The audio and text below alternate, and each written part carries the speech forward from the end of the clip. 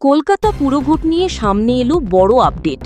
আগামী 6 মাসের মধ্যেই কলকাতা পুরসভার নির্বাচন হতে পারে বলে জানালেন মুখ্যমন্ত্রী শুভেন্দু অধিকারী। নমস্কার, আপনারা দেখছেন নিউজিপপ। এক প্রশাসনিক বৈঠকে মুখ্যমন্ত্রী শুভেন্দু অধিকারী জানান, আগামী 7 ডিসেম্বরের মধ্যেই কলকাতা পুরসভার নতুন নির্বাচিত বোর্ড গঠন করার লক্ষ্যে কাজ করছে সরকার। সেই কারণেই আগামী 6 মাসের মধ্যেই কলকাতা পুরসভার ভোট সম্পন্ন করা হবে বলে ইঙ্গিত দিয়েছেন তিনি। এই ঘোষণার পর থেকেই রাজনৈতিক মহলে শুরু হয়েছে জোর চর্চা। কলকাতা পুরভোটকে ঘিরে বিভিন্ন রাজনৈতিক দল ইতিমধ্যেই নিজেদের সাংগঠনিক প্রস্তুতি শুরু করবে বলেই মনে করছে ওয়াকিবহাল মহল।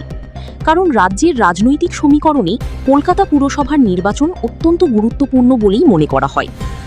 যদিও এখনও পর্যন্ত নির্বাচন কমিশনের তরফে ভোটের নির্দিষ্ট দিনক্ষণ ঘোষণা করা হয়নি, তবে মুখ্যমন্ত্রীর এই মন্তব্যের পর আগামী কয়েক মাসে কলকাতার রাজনৈতিক উত্তাপ যে আরও বাড়তে চলেছে তা বলাই যায়।